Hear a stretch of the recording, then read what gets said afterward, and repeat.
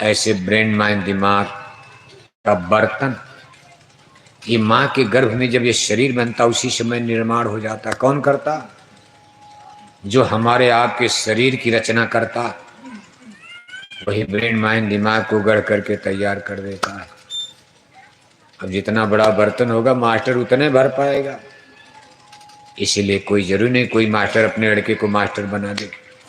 अगर आदमी के बस का होता, सबके पास आज शाजापुर में पैसा है, सबके पास सोर्स है, किसी न किसी नेता लीडर से मिनिस्टर से, सब लोग अपने बच्चे को इंजीनियर डॉक्टर न बना देते।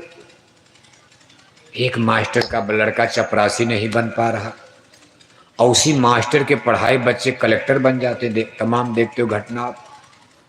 उसी मास्टर के पढ़ाए बच्चे कलेक्टर बन गए शाजापुर में, और वो मास्टर बेचारा अपने लड़के को चपरासी नहीं बना पा रहा। तो ब्रेन, जब बर्तन ही विधाता ने छोटा बना दिया, उसमें आप क्या भर पाओगे? बच्चे का दिमाग ही गड़बड़ है, कमजोर है। इसी तरह से देखो ये कुदरत की का खेल होता है। ईश्वर भगवान की तरफ से कुछ शक्तियां ऐसे विराट दिमाग, बड़ा ब्रेन दिमाग की शक्तियां उतारी गई। भाई विज्ञान की स्थापना करो। जेम्स वाट आ गए, न्यूटन साहब का नाम आम सुनते हो, सेब का बगीचा रखा रहे, पढ़ने नहीं जा रहे। सेब का, जैसे आपके पास आम का बगीचा, बेर का बगीचा, ऐसे जहाँ न्यूटन साहब का गांव वहाँ सेब होता तो उनके देश में आम नहीं होता, वहाँ सेब होता। ये यूरोप की घटना है। सब यूरोप, यूरोप माने जहाँ के अंग्रेज तब भारत पर राज कर रहे थे, यहाँ अंग्रेजों का राज। और यूरोप में देखो साइंस विज्ञान का डेवलप हो रहा।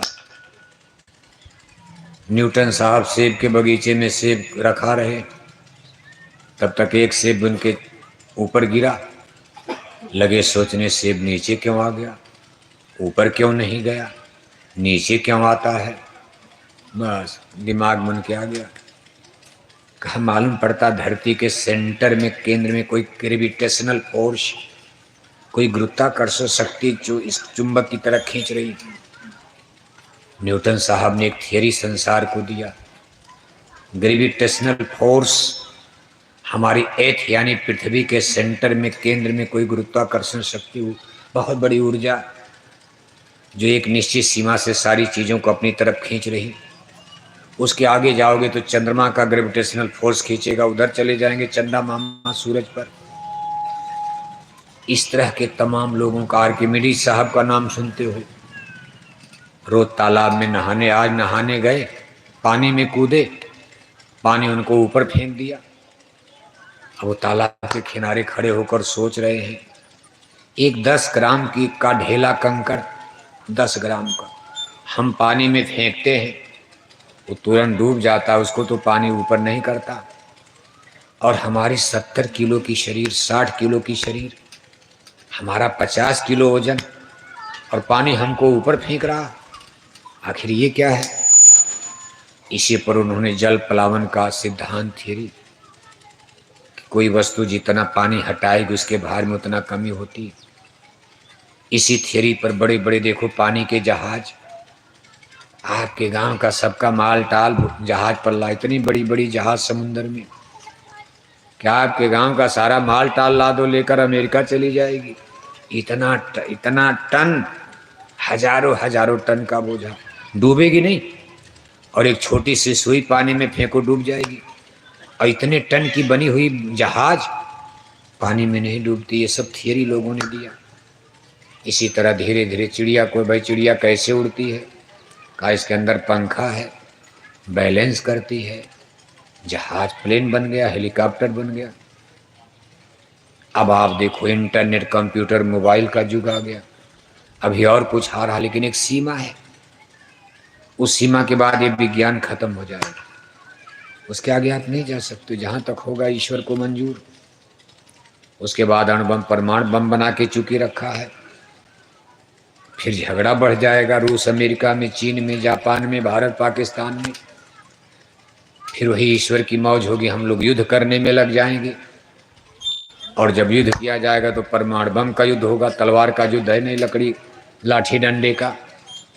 अब की बार न्यूक्लियर वेपन का प्रयोग होगा और परमाणु बम अगर दुनिया में गिरने लगेंगे, एक अनुमानित आंकड़े के अनुसार 1 हफ्ते के अंदर अब की बार जो WW3 अगर विश्व युद्ध हुआ तो संसार की 2/3 आबादी 1 हफ्ते में खत्म हो जाएगी। और जो 1/3 लोग बचेंगे उनके भी शारीरिक व्यवहार में अंतर आ जाएगा, परिवर्तन आ जाएगा। कोई आँख का अंधा हो जाएगा, कोई कान का बहरा, क्योंकि परमाणु बम गिरेंगे।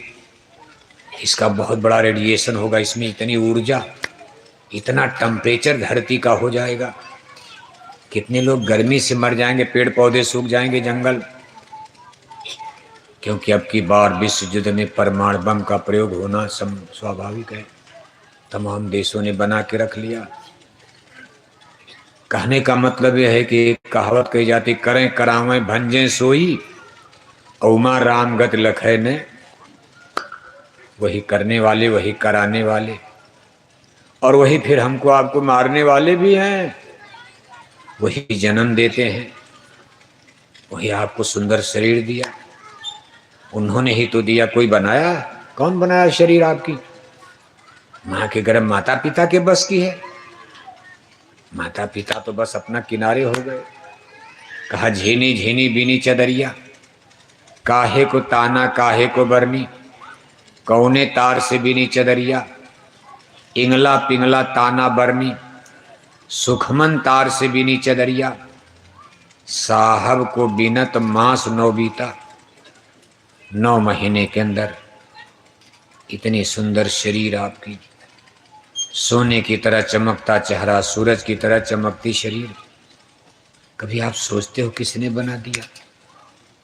उसी ने बना जिसने सूरज चांद बनाया, जिसने आसमान में सूरज बनाए, चंदा बनाए, तारे बनाए, धरती बनाई, पेड़ पौधे, समुंदर, पर्वत, पहाड़ बनाए।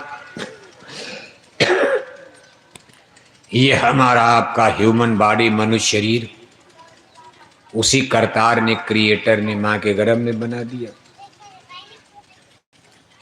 और जब इसको बनाकर तैयार किया, ये हिल डोल नहीं रहा था, बिल्कुल सुन्न मुन माँ के गर्भ में पड़ा था, औंधा पड़ा था। जैसे आपके घर में तमाम सिस्टम मशीन होती, कूलर है, फ्रिज है, फैन है, पंखा है, आटा चक्की मशीन है, सब मशीन आपके यहाँ है। और आपके घर में पावर, ऊर्जा, एनर्जी ही नहीं, बिजली न आवे तो कोई मशीन काम करेगी? सब मशीन सुन्न मुन पड़ी रहेगी।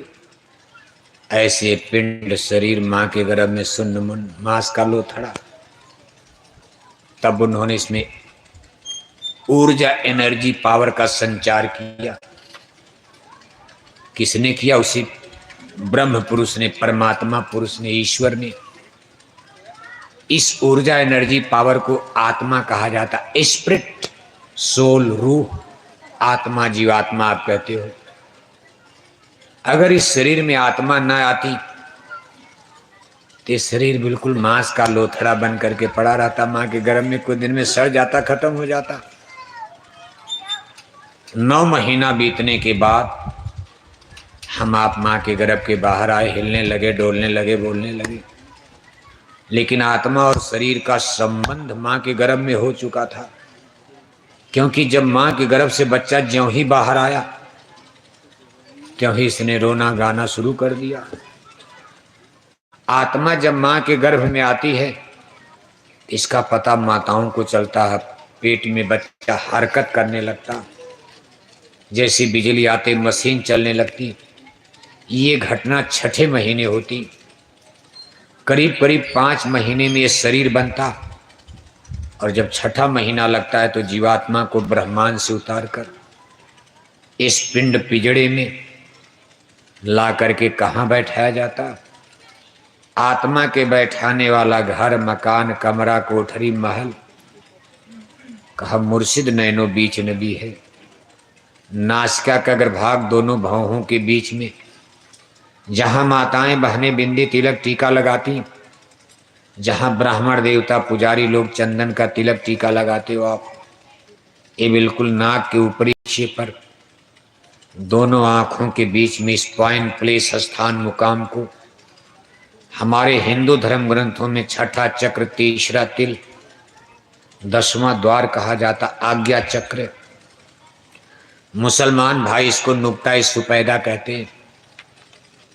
यहां दोनों आंखों के बीच में आत्मा को बैठा दिया, अंदर अंदर ले आए, इंटरनल, बाहर से नहीं। अगर आत्मा को बाहर से आने का रास्ता होता तो माताएं जान जाती, मान लो आप न जानते। लेकिन माँ के पेट के अंदर शरीर में आत्मा उतर रही है तो माताएं तो जान जाती, चाहे रात में आती, चाहे दिन में आती, चाहे कमरे में, कोठरी में, कोई घर वाला, गांव वाला, लेकिन माताएं तो जानती। लेकिन माताओं को भी नहीं पता जीव ने माँ के गर्भ में स्थान ग्रहण कर लिया। जैसे बिजली तारों के बीच से आ रही, आप देख नहीं पाते हो। इतने बड़े बड़े बुलडोजर मशीन बिजली चला, लेकिन बिजली देख पाते हो आप? बिजली से भी सूक्ष्म ये स्पिरिट यानी आत्मा है। इन आंखों से कोई देख ही नहीं सकता, देखा जाता है। और आत्मा जिसकी अंश है उसको परमात्मा कहते। कहाँ से आत्मा उतर कर आई, इसका भंडार कहाँ है? कहो परमात्मा, ईश्वर, गॉड। आत्मा अंश है, बूंद है, और वो समुंदर और सागर है। जैसे सागर से नहरें, नदियां निकाल दो, फिर सारी नदियों का पानी सागर में डाल दो, कोई फर्क नहीं, निकाल दो तब भी कोई फर्क नहीं। इसे कहते एक जीव एक ब्रह्म कहावत। जैसे सूरज से देखो अनगिनत किरणियां निकलकर रोज हमारी धरती पृथ्वी को चार्ज करती, और फिर ये सारी किरणियां शाम को सूरज में जाकर समा जाती। फिर अगले दिन अनगिनत किरणियां निकलकर हमारी धरती को चार्ज करती, और फिर शाम को सूरज में जाकर समाहित हो जाती। अब यह तो एक दृष्टांत है। इसी तरह से महापुरुष, महात्मा समझा रहे, एक जीव एक ब्रह्म कहावत। कहा तुम सूरज में किरणी आई, तुमसे निकली तुम्हें समाई। कभी आप सूरज हो, हम आपकी किरण हैं। सूरज एक और किरणियां अनेक, अनगिनत हैं। एक एक किरण को स्पिरिट यानी आत्मा कहा गया, और सूरज को ब्रह्म यानी भगवान का। वो तो एक ही रहेंगे, ब्रह्म एक द्वितीय नास्ति, राम एक अनिह नामा, आज सच्चिदानंद प्रभधामा। उन्होंने इन सारी किरणियों को निकाल कर, किरणियां यहाँ टिकेगी नहीं, और उनको, हमको, आपको यहाँ रोकने की मौज हो गई। इसलिए ये पिंजड़ा बनाया गया। जैसे कोई चिड़िया पक्षी आप पकड़कर घर में लाए, तोता है, मैना है, बुलबुल है, कोयल है। अगर आपको घर में पालना है तो ऐसे नहीं कि घर में कहीं रख दोगे तब तो उड़ जाएगा खा पी कर। आप उसके लिए पिंजड़े का इंतजाम करोगे, लोहे का पिंजड़ा, चाहे लकड़ी का पिंजड़ा, चाहे सोने का, चाहे चांदी का। आप उसमें तोता को, बुलबुल को रखोगे, फिर उसका दरवाज़ा जब बंद करोगे तब तो टिकेगा। मान लो पिंजड़े में रख दिया, दरवाज़ा खोल दिया, तब भी उड़ जाएगा। इसी तरह से हमारे आपके लिए यहाँ पिंजड़ा बनाया गया। आत्मा शरीर नहीं है, यही तो धोखा हो गया। ये शरीर आत्मा नहीं है। शरीर तो मर जाएगा, मिट जाएगा, कट जाएगा, पिट जाएगा। पिंजड़ा है, आज आप हो कल खत्म हो जाओगे शरीर में, लेकिन हम न मरे मरी हैं संसारा। आत्मा अमर है, आप कभी नहीं मरते हो। यही बात वासुदेव श्री कृष्ण जी महाराज ने अर्जुन को कुरुक्षेत्र मैदान में देखो समझा रहे कि अर्जुन, हे धनंजय, युद्ध करो, युद्ध करो, मौत से मत डरो, तुम कभी नहीं मरोगे अर्जुन। ये जितने राजा महाराजा थे पहले भी थे, हे अर्जुन मैं भी था, तुम भी थे, और ये जो राजा महाराजा लड़ने मरने के लिए सब भी पहले भी थे, और आगे भी हम सब लोग रहेंगे। कोई नहीं किसी को मारता। हम मन न मरी, माया न मरी, मर मर जाए शरीर, शरीर मरता। इसको भगवान श्री कृष्ण ने बड़े सरल शब्दों में समझाया अर्जुन को। कहा शरीर और आत्मा के भेद को समझने का प्रयास करो। वासान से जीड़ानी जथा विहाय, ग्रहणाति नराणि नवानि नरो अप्राणी, तथा विहाय शरीराणि जीर्णा, ग्रहणाति आत्मानि नवानि देहि। कहा जैसे हम लोग एक कपड़े उतार कर दूसरा पहन लेते, बस समय आने पर आत्मा एक शरीर को छोड़कर दूसरी धारण करती, इतने समझ लो। यानी ये कपड़ा है, शरीर कपड़ा है, बदलना है इसको। जहां तक आत्मा का सवाल है, नैनम छिंदंती शस्त्राणी, नैनम दहति पावका, न चैलम क्लेदियंता पर न शोषित मारता। इस आत्मा को कोई हथियार काट नहीं सकता, आग जला नहीं सकती, पानी गला नहीं सकता, हवा सोख नहीं सकती। इसलिए अर्जुन, जन्म मरण के बारे में निर्भय हो जाओ, मौत से मत डरो। अज्ञानी डरते हैं जो अपने को शरीर मानकर चल रहे हैं कि हम शरीर हैं, उनको मौत से डर लगता। जो अपने को आत्मा मानते हैं, जिनको अध्यात्मवाद का सनातन ज्ञान है, वो कभी डरते नहीं है मौत से। दूसरी चीज, आप धर्म युद्ध कर रहे हो, मेरे आदेश में युद्ध हो रहा है, और मेरे आदेश में अगर मर भी जाओगे, युद्ध हार भी जाओगे, तो मैं तुम्हारी आत्मा को नरकों से बचाऊंगा। हे अर्जुन, तुमको मैं परलोक में सदगति प्रदान करा दूंगा, क्योंकि मैं कोई मामूली पुरुष नहीं हूं। अब देखो, अर्जुन फिर भी नहीं समझ पा रहे, भगवान के अपना परिचय कराना चाहते। कहा भाई हम सब लोग थे, पहले भी थे, आगे भी रहेंगे। अंतर ये जरूर है कि सब लोग यहाँ जन्म लेकर हम माया में भूल गए। ये माया की बाजार है, भूम परत भा ढाबर पानी, जो ही धरती पर जीव गिरता बच्चा, तिम जीवा ही माया लिपटानी। माया ने पर्दा डाल दिया अपना, जैसे सूरज पर बादल आ गए, दिन में सूरज छिप गए, ऐसे अज्ञान मोह निशा जग सोवनिहारा, देखें स्वप्न अनेक प्रकार, अज्ञान में जीव आ जाता। लेकिन अर्जुन, मैं आता हूं तो ज्ञान में आता हूं। मैं माया जीत, बल्कि माया मेरे ऊपर कुछ नहीं कर सकती, मैं माया जीत हूं। हे अर्जुन, मैं इस ब्रह्मांड का सबसे पुराना पुरुष हूं। हे अर्जुन, तुम हमको समझने की, जानने की कोशिश करो। आप हमारी बात मानो, हमको स्वीकार करो जो हम कह रहे। ये सूरज मैंने बनते देखा है, चंद्रमा मेरे सामने बना, धरती मेरे सामने बनी। भगवान की ये बात सुनकर के अर्जुन को बहुत शंका भी हो रही है कि आप बोले जा रहे हो यहाँ तक। सही बात, आपके बीच में कोई आपका दोस्त हो, रोज आपके साथ रहता, एकाएक भाषण देने लगे कि सूरज मैंने देखा, चंद्रमा मैंने बनते देखा, तो आपको ताज्जुब होगा। भगवान श्री कृष्ण अर्जुन की दोस्ती पुरानी थी, रिश्तेदारी भी हो चुकी थी। भगवान श्री कृष्ण की सगी बहन सुभद्रा की अर्जुन से शादी हो गई थी, यानी कितना ऊंचा रिश्ता भी बन गया था। अर्जुन भगवान कृष्ण के बारे में खूब जान रहे थे, और आज हाथ जोड़ रहे हैं कि केशव, आप झूठ तो बोल नहीं सकते हो, आपकी बात पर हमको भरोसा तो है, लेकिन मेरी बात गले के नीचे नहीं उतर रही। क्या आपने सूरज को बनते देखा, इतने पुराना? भगवान क्यों कहते हैं, अर्जुन तुम भी थे उस समय, लेकिन तुमको माया ने ग्रसित कर दिया।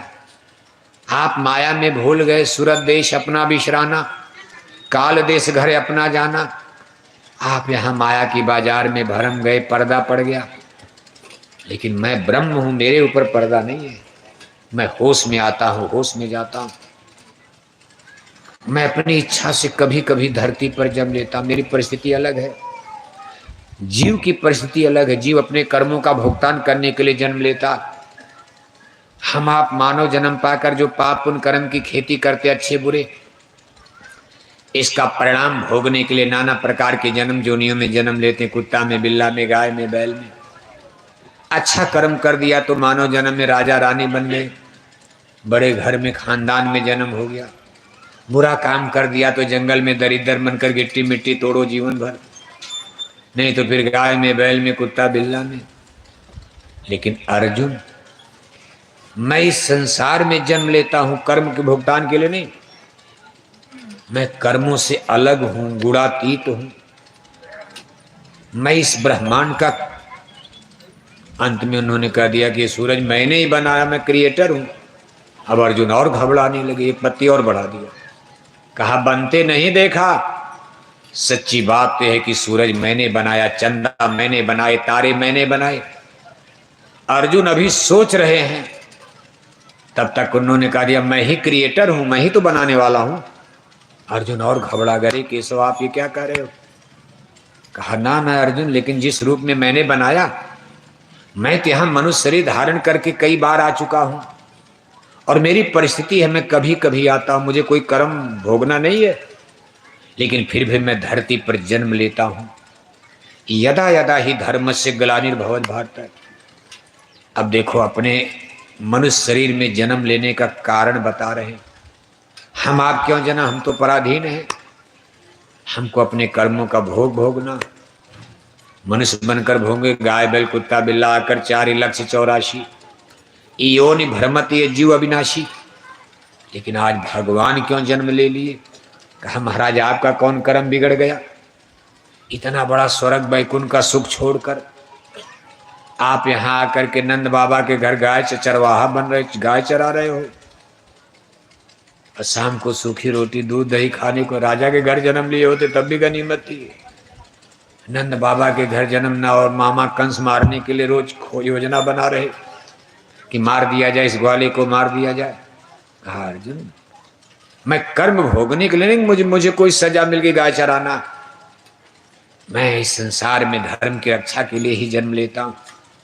यदा यदा ही धर्मस्य ग्लानिर्भवत् भारत अभ्युत्थानम् धर्मस्य तदात्मनं सृजाम्यहम् परित्राय साधूनां विनाशाय च दुष्कृताम् धर्म संस्थापनार्थाय संभवामि जुगे जुगे। हे पार्थ बढ़ता पाप जब जब ग्लानि होती धर्म की, पड़ती जरूरत है मुझे निज जन्म लेकर कर्म की। कहा महाराज ये परीक्षा कैसे ली जाएगी, कैसे पता चलेगा कि धर्म खत्म हो गया? कहा उसका पहचान होगी जब मातृशक्ति का अपमान होने लगे। मातृशक्ति माने जो जिनके द्वारा इस संसार सृष्टि का सृजन हो रहा है, जिनके द्वारा बच्चे बच्ची पैदा होते, माताएं बहनें, जत नारियन पूजते रमनते तर्त देवता। सबसे बड़ी पहचान बताई। कहा जब मातृशक्ति का अपमान होने लगता तो समझ लो अब धर्म नष्ट हो चुका है। जब पशु पक्षियों की हिंसा हत्या बढ़ने लगती, अहिंसा हिंसा हत्या, सब लोग भक्षा भक्ष का सेवन करने लगते, धर्म कर्म, ये सब कुछ प्रमुख लक्षण बताए गए। रामायण में भी लिखा।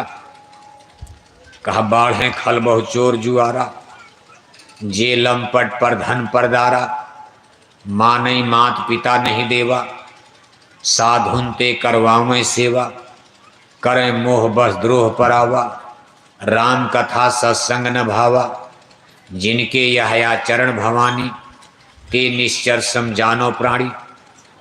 कहा ऐसा आचरण करने वाले लोग निश्चर राक्षस असुर चांडाल शैतान होते, और जब इनकी संख्या बढ़ जाती है, कहा जब जब हुई धर्म की हानि बाढ़ असुर महाअभिमानी।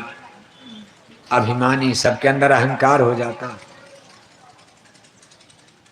बहू के अंदर अहंकार, अपनी बुरी सास से अपने को कम नहीं मान रही, ना ना कौन बेटा बाप से अहंकार करता। बूढ़े बुजुर्गों के सामने कोई मान कुछ नहीं पता, कुछ पता ही नहीं चलता किसका सम्मान करना किसका नहीं करना। सब लोग अहंकार की भाषा बोलते हैं। एक बोतल शराब पी लिया तब तक भगवान राम को गाली देने, ठेला खींच रहा आदमी, बताओ आप क्या हैसियत उसकी है। शाम को घर में सब्जी का इंतजाम नहीं, लेकिन आप शाहजहाँपुर बाजार में जाकर देखो, चौराहे पर एक बोतल दारू पी लिया। दिन भर ठेला कमा के 500 कमाया और 2 बोतल दारू पी के तब तक भगवान राम को गाली, तब तक भगवान कृष्ण को गाली, तब तक गांधी महात्मा को गाली। ऐसा संसार जब बन जाए तो इसको क्या कहा जाए बताओ आप। ते नहीं बोले बचन संहारे कोई लगाम नहीं। प्रजातंत्र का ये मतलब नहीं कि आप बिल्कुल फ्रीडम, इतनी आपको आज़ादी मिल जाए कि मानवता ही शर्मसार हो जाए, लज्जित हो जाए। आज़ादी है प्रजातंत्र में, लेकिन इतनी आज़ादी नहीं है कि माँ बाप को ही गाली देने लगो, आप जो चाहो मनमाना करने लगो। इसमें भी कोई मर्यादा है, कॉन्स्टिट्यूशन कानून और कायदा है। लेकिन आज आप समाज की स्थिति को देखो, आप कौन किसको समझने वाला। काहे अहंकारी अभिमानी बढ़ते असुर, चारों तरफ अभद्र व्यवहार, अच्छे विचार, अच्छा चिंतन, अच्छी सोच तो होती नहीं। पढ़े लिखे लोगों को भी आचरण गड़बड़ हो जाते, वो भी आचरणहीन होते, उनके भी संस्कार गंदे हो जाते। फर फर अब अंग्रेजी बोलेंगे, दिन भर झूठ बोलेंगे, बोलेंगे अंग्रेजी, हिंदी में भी झूठ बोलते थे, और जब जाकर यूनिवर्सिटी में अंग्रेजी पढ़ लिए, दिन भर झूठ, अब अंग्रेजी में बोलते हैं। 1 लाख सरकार तनख्वाह देती, इंजीनियर हैं, डॉक्टर हैं, शाहजहांपुर के सबसे बड़े अफसर हो गए, 1-1 लाख 2-2 लाख तनख्वाह मिल रही, फिर भी गरीब से घूस लेते हैं। ये भी नहीं सोचते बेचारे का क्या होगा। 100 रुपये के लिए गरीबों के सामने हाथ फैलाते हैं। सब मंगता हो गए, दानी कोई है ही नहीं दान देने वाला। 2 पैसा किसी को दे, सब मंगता हो गए, मंगता। सबकी इच्छाएं, सबका लोभ मोह इतना ग्रसित कर देगा। ये सब देखो अधर्म की, अन्याय की, अनीति की, मानव आचरणहीनता की पहचान है। और सब लोग इस चीज को महसूस कर रहे हो। घटनाएं इतनी बड़ी बड़ी हो रही, पढ़े लिखे समाज में ऐसी ऐसी घटनाएं कि जब मीडिया में सुना जाता तो शर्म के मारे चेहरा झुक जाता। कभी कभी खबर आती कि 5 साल की बच्ची है, 8 साल की बेटी है, 40 साल का पकड़ करके बुढ़ा ले गया, बलात्कार करता। बताओ आप, 8 साल, 10 साल की नाबालिग बेटी, 50 साल का गांव का बाबा लगता, बाबा दादा लगता, पकड़ कर जंगल में बलात्कार करता। बेटी हाथ जोड़ रही, और अगर वो कहती अरे बाबा आप ये क्या, आप तो हमारे बाबा हो, अरे तू हमको पहचान लिया, चाकू तलवार से गर्दन काट देता है तो घर बता देगी, भेद खोल देगी हमारा कि हमको बाबा ही पकड़ कर जंगल ले गए, बलात्कार भी किया, मार भी डाला, क्या समाज बना दिया। कौन सा धर्म, कौन सा कर्म, क्या मानवता, क्या मनुष्यता।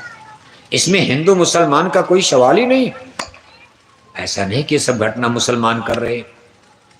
भारत में 80% हिंदू रहते, मुसलमानों की आबादी तो भी केवल 20% है।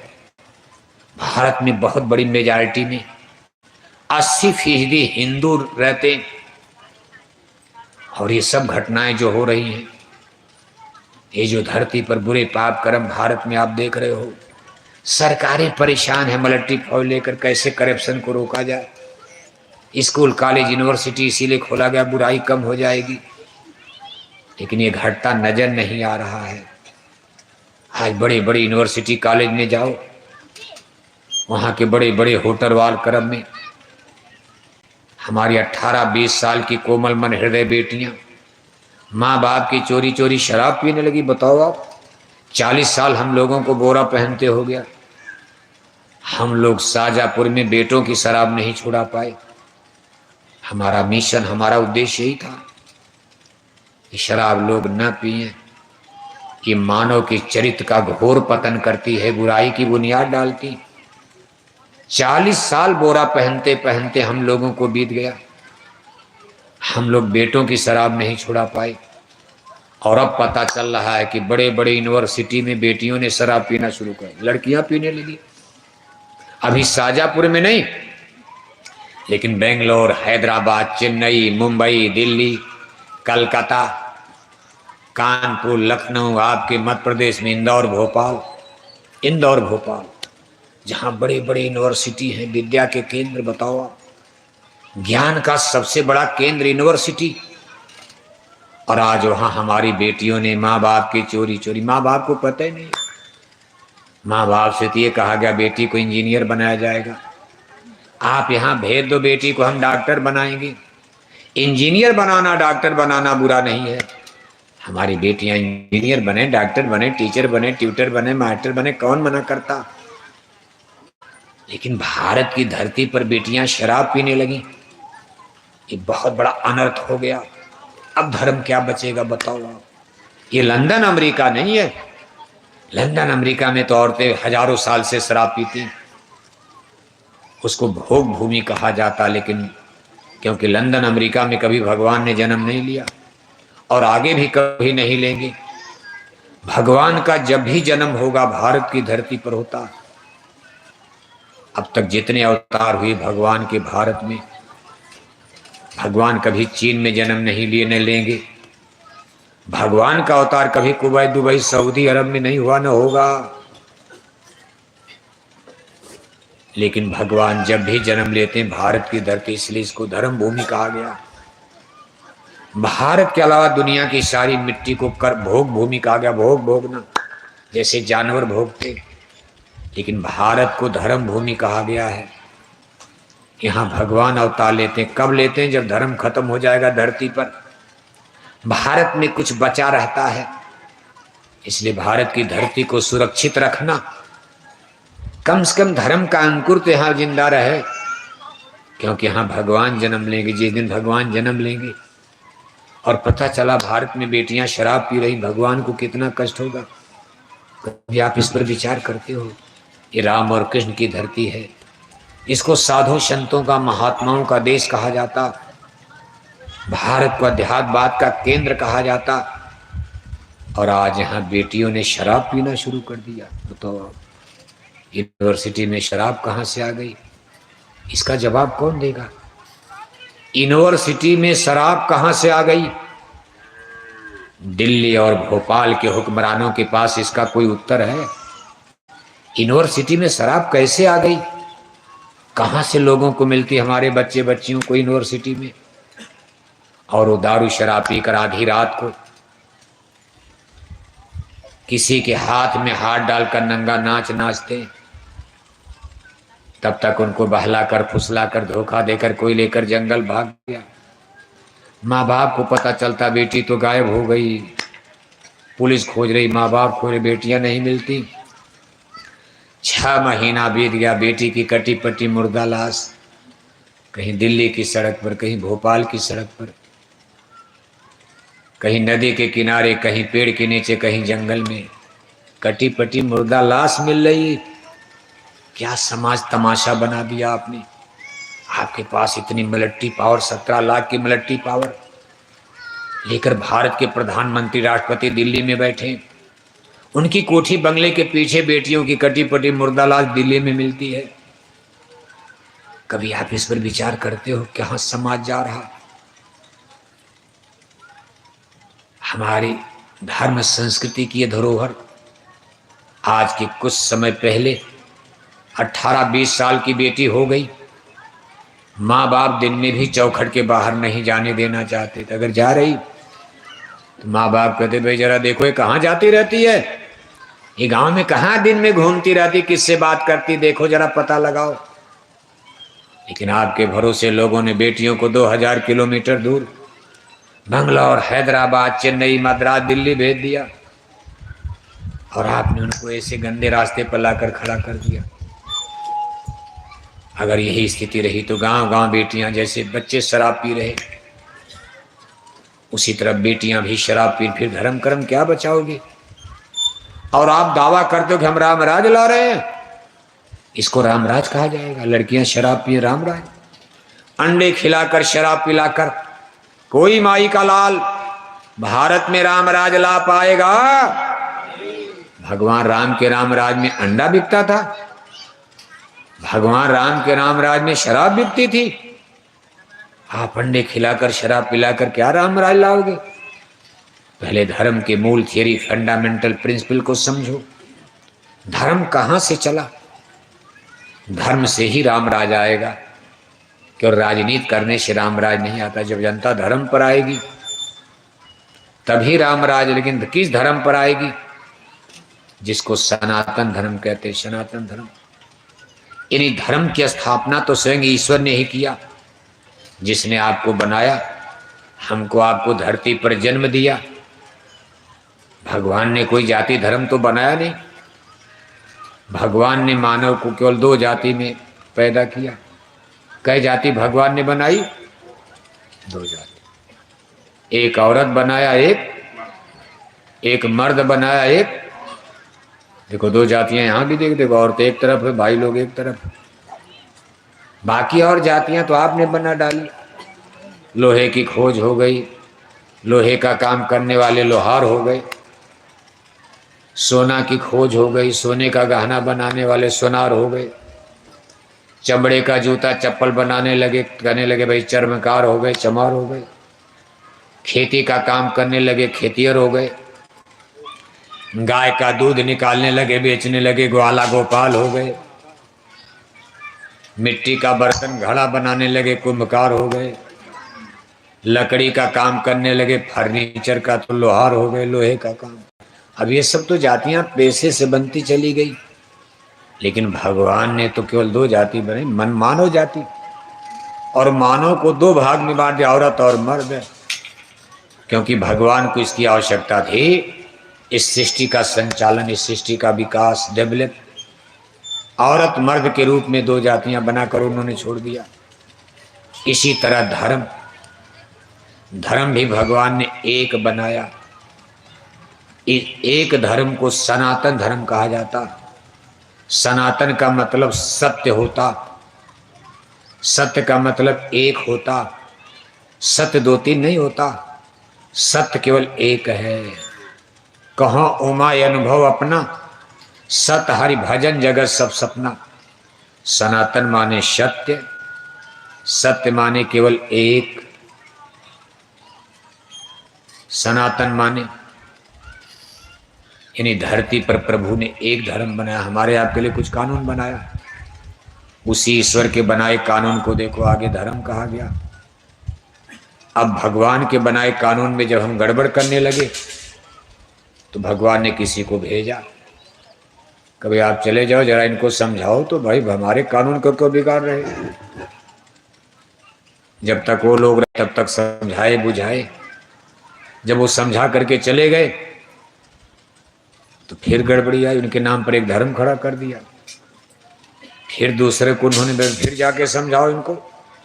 अब देखो उल्टा होने लगा। वो लोग समझाने आए, सुधार करने आए कि भगवान के बनाए कानून कायदे में गड़बड़ी मत करो, सजा मिलेगी, दंड मिलेगा, आपको परमेश्वर की तरफ से कष्ट मिलेगा, तकलीफ मिलेगी, गलत रास्ते पर चलोगे। जैसे कानून बना है दिल्ली भोपाल में, आप कानून का उल्लंघन करोगे जेल में जाओगे, पुलिस डंडा बजाएगी। कानून के हिसाब से चलोगे कोई तकलीफ नहीं। जब राजा महाराजा नहीं थे, कोई राजपाट नहीं था, भारत पाकिस्तान नहीं है, कोई स्टेट नहीं है, कोई नेशंस नहीं है। अब शुरू में तो कुछ था ही नहीं, मनुष्य पैदा हो गए, न यहाँ कोई राजा है, न कोई रानी है, न कोई देश है, न कोई कुछ नहीं, कुछ नहीं। तो भगवान ने कानून का भाई देखो हम कानून बना रहे, उस भगवान के बनाए कानून को ही रिलीजियस सिस्टम धर्म कहा गया। उसको जब जब आदमी तोड़ता रहा, कोई स्पिरिचुअल पावर, भगवान किसी को भेजते, वो लोग संत बनकर, महात्मा बनकर, ऋषि बनकर, ज्ञानी बनकर, आचार्य बनकर, प्राचार्य बनकर इस संसार में जन्म लेकर हमको आपको समझाए। उन लोगों ने आंख बंद किया, जब लोग चले गए आंख बंद करके, इस संसार से अलविदा कर गए, आदमी ने उनके नाम पर एक नया धर्म खड़ा कर दिया। कहा भाई मेरे गांव वाले थे, मेरे क्षेत्र वाले, तेरे में हर अलग धर्म रहेगा। उनके नाम पर एक गोल बना लिया। फिर भगवान ने दूसरे को भेजा, कभी आप जाकर इनको समझाओ। वो भी समझाए, ठीक ठाक चला कुछ। जब उधर गए तो फिर एक नई गोल बन गई। इसी तरह दुनिया में महापुरुषों के नाम पर ही अब उनका ज्ञान तो लोग भूलते गए, क्या समझाया जा रहा, क्या बताया जा रहा। उनके नाम पर तिकड़म करके अलग अलग गोल, अलग अलग धरुषि को धर्म बना लिया। आज संसार में हजारों धर्म इस रूप में खड़े हो गए। सनातन यानी एक धर्म, वो तो कहीं अतः पता नहीं कहाँ चला गया। हे बच्चा, हे पानी बंद करो, अरे मौसम बढ़िया, थोड़ी तपस्या करो आप, अभी तो पूरी उड़ी बनी रही है, खाना आराम से। लोग नवरात्रि में देवी की पूजा में 9 दिन देखो तपस्या करते हैं। कोई बारात तो आए नहीं कि पानी पिलाया जाए, लड्डू खिलाया जाए, सत्संग सुन जाए हो। इतनी जल्दी मरोगे थोड़ा 2 घंटा में, अपना भी नुकसान। अरे प्यास लगी, धीरे से अकेले जाओ पी लो, अभी नहीं कि पेशाब लगी तो हम करेंगे यहीं पेशाब कर दो, रुक जाओ, आप जाओ कराओ, टट्टी लगी कराओ। अब 4 आदमी आपकी सेवा, वो भी नहीं सुनेंगे, आप भी नहीं सुनने दोगे। आप कोई शादी ब्याह बारात नहीं है ये, सत्संग। इसको एक एक चीज को सुनने की कोशिश करो, आपके काम आएगी। अभी 2-4 साल के बाद एक एक शब्द के लिए तरसोगे, आप याद करोगे कि कोई बोरा वाला आया था, मथुरा वाले गुरु जी का संदेश सुना करके, हमने तो ध्यान नहीं दिया। आपको क्या पता क्या होने वाला शाजापुर में। ये कोई कथा नहीं सुनाई जा रही कि 10 रुपया दक्षिणा चढ़ा दो और ठाकुर जी की कथा सुनकर घर जाओ, फिर घर में मछली खाओ आप। ये मछली छुड़ाने वाली कथा हो रही, सुधार की कथा हो रही, सही सनातन की, सत्य सनातन की कथा हो रही। मान जाओगे भला हो जाएगा आपका, नहीं मानोगे भगवान बनाएगी। कुदरत कैसे मना देती आपको क्या पता। तो देखो आप इतने दुनिया में धर्म खड़े हो गए और अब धर्मों के नाम पर झगड़ा हो गया। सत्य धर्म का, सनातन धर्म का तो आज किसी को पता ही नहीं। अब हिंदू लोगों का धर्म जरा देखो, पूजा पाठ धर्म कर्म में कमी नहीं। दशहरा है, दिवाली है, नवरात्रि है, लाखों करोड़ों रुपया चंदा इकट्ठा करके शाजापुर में देवी के पंडाल बनते हैं। आप कितने बड़े बड़े यज्ञ अनुष्ठान करते हो, पैसा भी खर्च होता, आपका समय भी कितना जाता,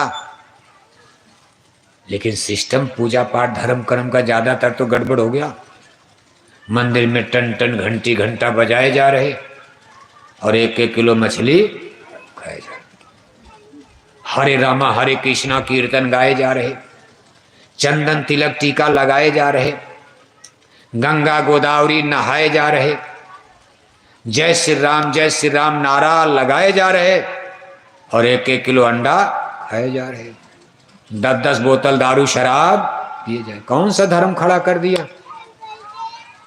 यही भगवान राम का धर्म था, यही भगवान कृष्ण का धर्म था। अगर भगवान राम का यही धर्म रहा होता तो उन्होंने रावण को क्यों मारा। अगर भगवान कृष्ण का यही धर्म था, जैसा आप कर रहे हो, तो ऐसा धर्म तो कौरव भी करते थे, दुर्योधन भी पूजा करते थे। फिर दुर्योधन के क्यों मार डाला, कौरवों का वध क्यों किया, राजाओं का वध क्यों किया भगवान कृष्ण ने। रावण भी पूजा करते थे, का उत्तम कुल पुलस्त कै नाती, शिव बिरंच पूजय बहु भांति, वेद ज्ञान उत्तम कुल पाया, तापर रावण असुर कहाया, 4 वेदों के प्रकांड पंडित, इतने बड़े भगवान शंकर के पुजारी, फिर भी भगवान राम ने उनका वध किया, लंका का ऑपरेशन किया। क्यों किया।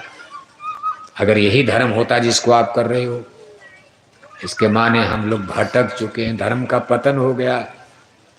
बुरा मत मानना, विचार करो, रात में सोते समय भटक चुके हो। 600 बरस पहले रामायण लिखी गई, दिल्ली में मुगल सम्राट अकबर का राज। उसी समय गोस्वामी महाराज काशी में गंगा के किनारे बैठकर रामचरितमानस, हिंदुओं की पवित्र पुस्तक रामायण की रचना कर रहे, हिंदी में जो लिखी है। 600 बरस पहले देखो गोस्वामी महाराज रामायण में, आज जो कुछ आप देख रहे हो सब लिख कर चले गए, सब के बारे में लिखा। संत त्रिकालदर्शी होते हैं, दिव्य दृष्टि होती, हजारों बरस आगे हजारों बरस पीछे, प्रेजेंट पास्ट एंड फ्यूचर उनको दिखाई देता। अंतर्दृष्टि के द्वारा अंतर जगत में झांक कर वो सब देख करके और उन्होंने बयान कर दिया, भाई ऐसा ऐसा कलयुग में होने जा रहा। धर्म के बारे में गोस्वामी महाराज ने रामायण में लिखा है। हमारे गुरु महाराज तो आज समझा रहे हैं, और गोस्वामी महाराज 600 बरस पहले, उसमें प्रचार व्यवस्था इतनी टाइट थी नहीं, इंटरनेट कंप्यूटर मोबाइल था नहीं, रामायण का प्रचार घर घर उसी समय हो गया होता, नहीं हो पाया। लेकिन 600 बरस पहले लिख कर गए, भाई धर्म कैसा चलेगा। एक दृष्टांत प्रमाण देकर वो समझा रहे हैं। कहा हरित भूमि तृण शंकुला, समुझ परे नहीं पंथ है, तिमि विवाद पाखंडते, लुप्त भय सदग्रंथ। कहा ऐसा घनघोर कलयुग लगेगा, चारों तरफ आडंबर पाखंड छा जाएगा, अंधविश्वास, सत्य सनातन धर्म उसके नीचे दब जाएगा। जैसे सूरज को बादल कोहरा घेर लेते, जैसे सावन भादों में पानी बरसता है, जगह जगह घास फूस जम जाती, पगडंडी पर, सड़क पर, रास्ते पर भी आपको रास्ते नहीं दिखाई दे रहा, कहाँ जाओगे? तब अंदाजा लगाकर दाएं बाएं से जाओगे। अब उसमें खतरा अंदाजा लगाकर, मान लो कहीं गड्ढा है, पैर आपका पड़ गया, टूट जाएगा। कहीं गड्ढे में घास फूस में सांप बिच्छू बैठा, काट खाएगा, खतरे हैं। ये दृष्टांत प्रमाण देकर गोस्वामी महाराज समझा रहे हैं कि जब सत्य सनातन सच्चा धर्म डूब जाएगा, दब जाएगा, तो आदमी मनमाना धर्म, कोई किसी से पूछेगा नहीं, न गुरु मिलेंगे, न सदगुरु मिलेंगे, न संत, कहीं कुछ नहीं।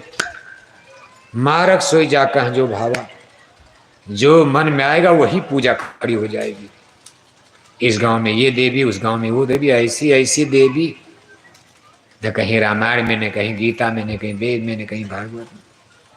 कहा मारक सोई जा कह जो भावा, पंडित सोई जो गाल बजावा, जाके नक्सिक जटा विशाला, ते प्रसिद्ध तापस कलिकाला, नार मुई घर संपत्ति नाशी, मूड मुड़ाई भय सन्यासी, गुर सिख अंध बहिर कै लेखा, एक न सुन एक नहीं देखा, हरे शिष्य धन शोक न हरई, सो गुरु घोर नरक में पड़ई, तामस धर्म करे नित, जब तब व्रत मगदान, और देव न बरसे धरन पर, बुए न जामे धान, कल 12 ही बार अकाल पड़े, बिनु अन्न दुखी सब लोग मरे।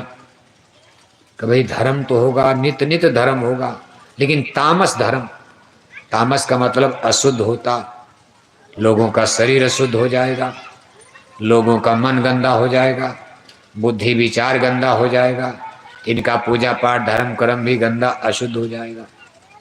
इससे देवी देवता नाराज होने लगेंगे। ये सब बात देखो रामायण में लिखी है। जिस देवी देवता भगवान को खुश करने के लिए आप लाखों रुपया खर्च कर रहे हो पूजा में, धर्म में, कभी वो तो नाराज हो रहे हैं, और उसका परिणाम क्या निकलेगा? कल 12 बार अकाल पड़े। जब नेचर, प्रकृति, कुदरत, देवी देवता नाराज हो जाएंगे, तो कहीं बाढ़ आएगी, इतना पानी बरसेगा धान गल गया, कभी सूखा पड़ेगा फसल सूख गई, कहीं भूकंप आएंगे, कहीं कोरोना जैसी महामारी आएगी, कहीं कोई बड़ी युद्ध, महायुद्ध, विश्व युद्ध की झंकार उठेगी। इन्हीं संसार में हर तरह से कष्ट, पैसा रहेगा सबके बाद भी सुख नहीं मिलेगा। एक आदमी घर में बीमार, अभी ठीक, तब तक दूसरा बीमार हो जाएगा, दूसरे को अस्पताल में लेकर गए, अभी 6 महीने से इलाज, तब तक तीसरा बीमार हो जाएगा। कहा पैसे वैसे तो बढ़ेंगे, लेकिन चैन नहीं मिलेगा, कहीं शांति ढूंढे नहीं मिल रही है। हबिस की नदी हर तरफ बह रही है, न राजा को शांति, न रैयत को शांति, न जाने ये दुनिया कहाँ जा रही। और देखो घर परिवार के बारे में भी रामायण में लिखा, कहा ससुरार पियार जब से, रिप रूप कुटुंब भय तबते, सुत मानई मात पिता तबलों, अब लानन दीख पड़े जबलों, कलिकाल बिहाल किए मनुजा, नहीं माने कोई अनुजा तनुजा। कहा इतना आदमी की बुद्धि भ्रष्ट, बच्चे संस्कारहीन पैदा होंगे। जब माता पिता संस्कारहीन हैं तो बेटा बेटी कहाँ पैदा होंगे? अच्छा भगत सिंह पैदा होंगे, महाराणा प्रताप पैदा होंगे, गांधी सुभाष पैदा होंगे, रामकिरण पैदा होंगे। बाप दारू पी रहा है, बाप शराब पी रहा है, और माता अंडा खा रही है, उसकी कोख से कभी राणा शिवा पैदा होंगे? ऐसे चरित्रहीन संस्कारहीन बच्चे पैदा होंगे। शादी हो जाएगी ससुराल के चक्कर में, माँ बाप परिवार जहर लगेंगे, चेहरा घर परिवार अब कुछ नहीं, सारे रिश्तेदार दोस्त मित्र नातेदार भूलकर रोज रोज ससुराल। ससुरार पियार भई जब से, रिपु माने दुश्मन, कुटुंब माने परिवार। कहा परिवार के सब लोग दुश्मन नजर आएंगे, बस बीबी को छोड़कर ससुराल। कहा सुत माने माता पिता तब लो, बेटा माँ बाप को तभी तक मानेगा जब तक घर में बीबी नहीं आ जाएगी। अगर बहू आ गई, उसके चेहरे पर वो मोहित माँ बाप को किनारे डांट कर भगा देगा। ये सब देखो रामायण में लिखा।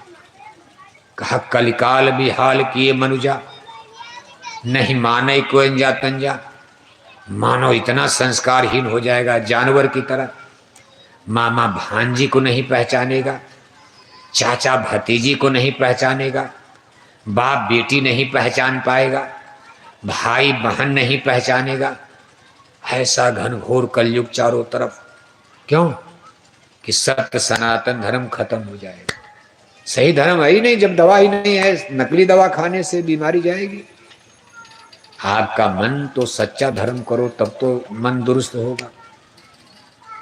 मन की बीमारी तो धर्म से ही जाती, सत्संग से।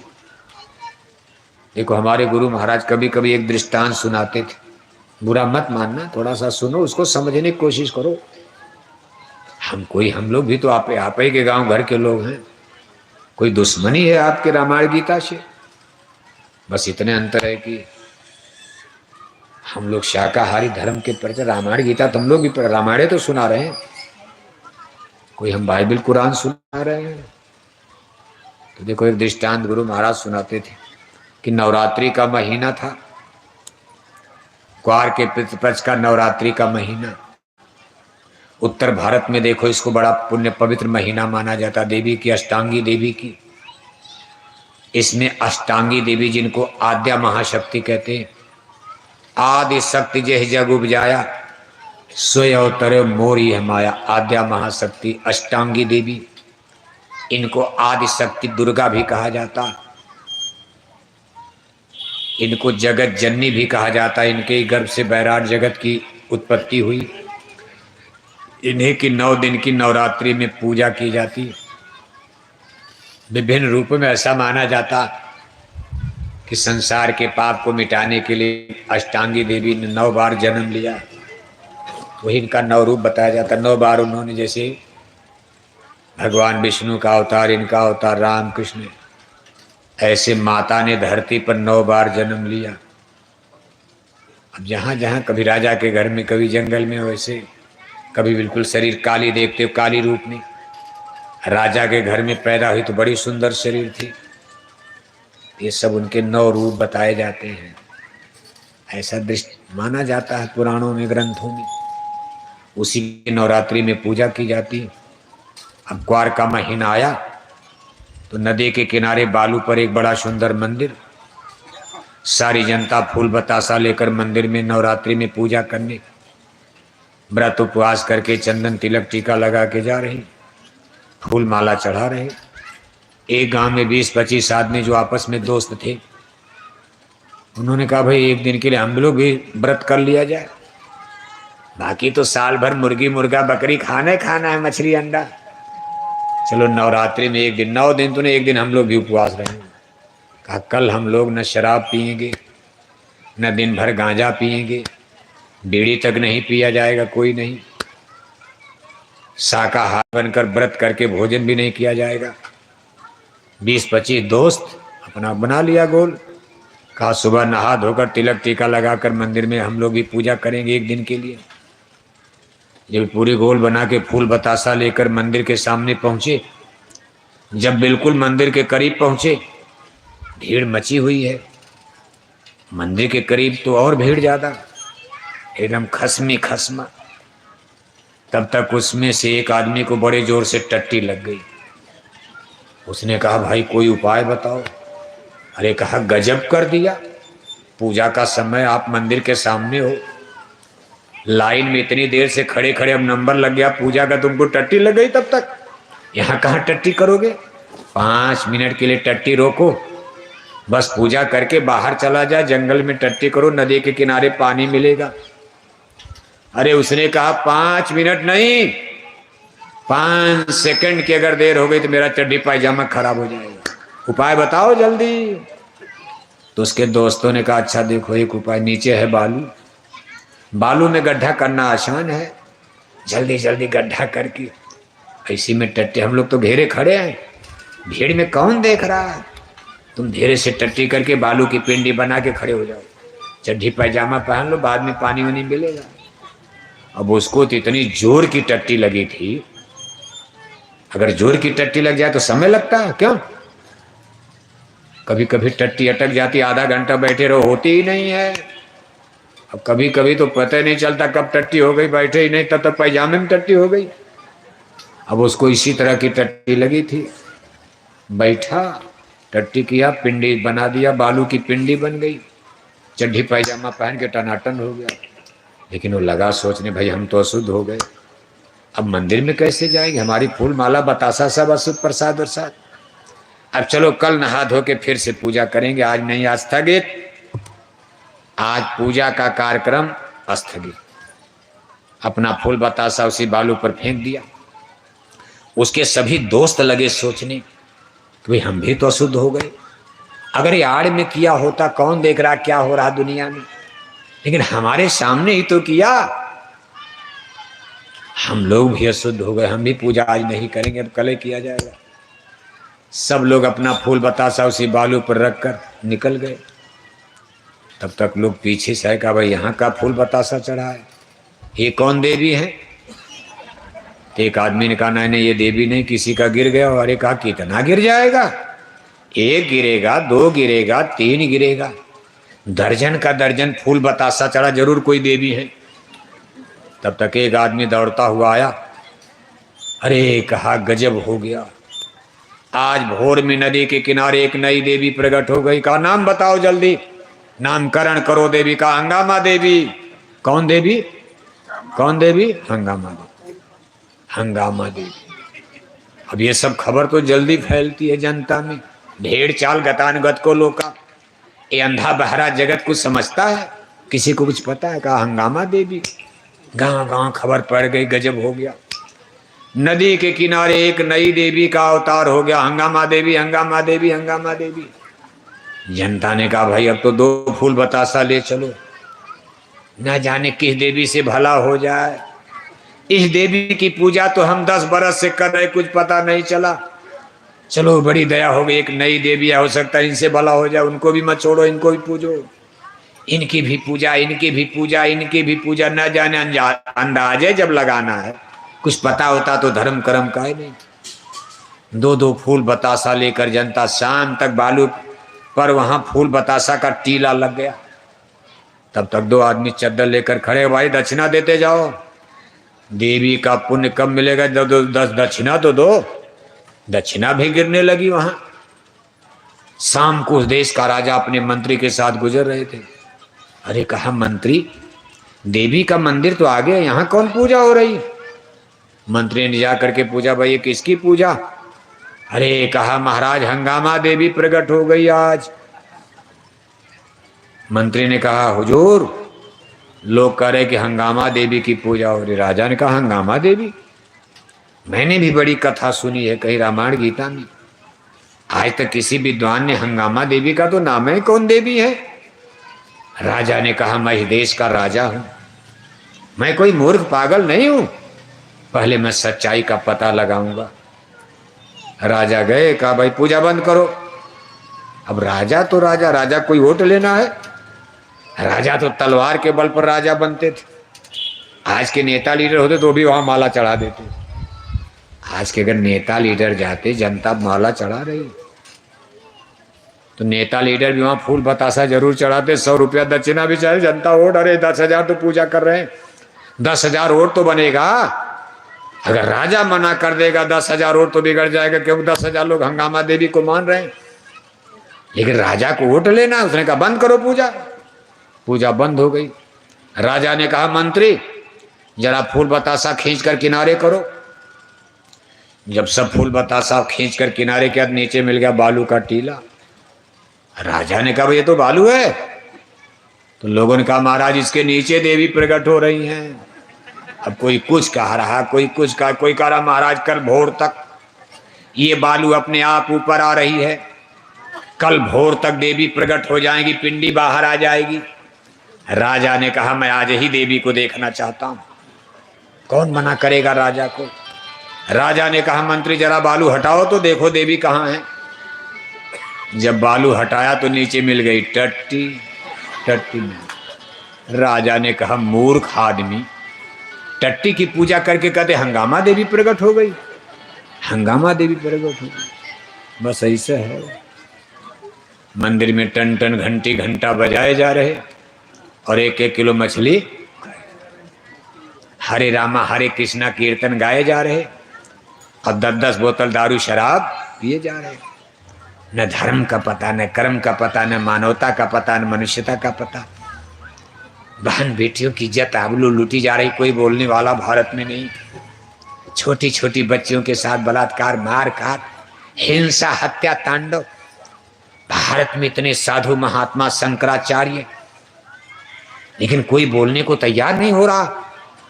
क्या तमाशा बना दिया, धर्म कर्म का मजाक बना कर रख दिया, धर्म की ऐसी तैसी कर डाला और सब कहते भाई हम भी धर्म मानते।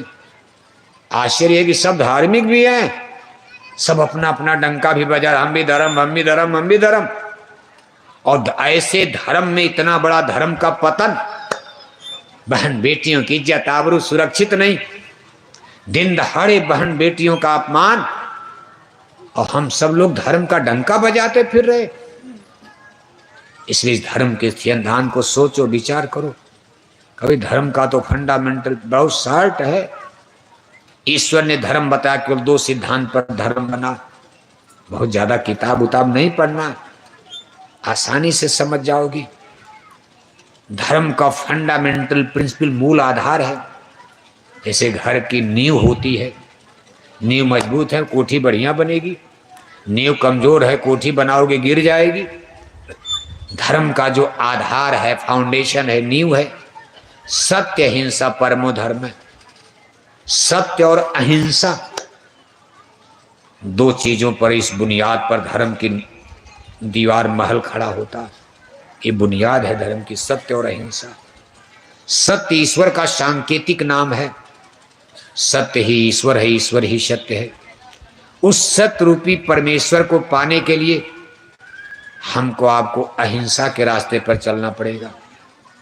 रामायण में भी लिखा है कि परम धर्म सुत विदित अहिंसा, परम धर्म श्रेष्ठ धर्म, परम धर्म सुत विदित अहिंसा, पर निंदा समघन गिरीशा, धर्म न दूसर सत्य समाना।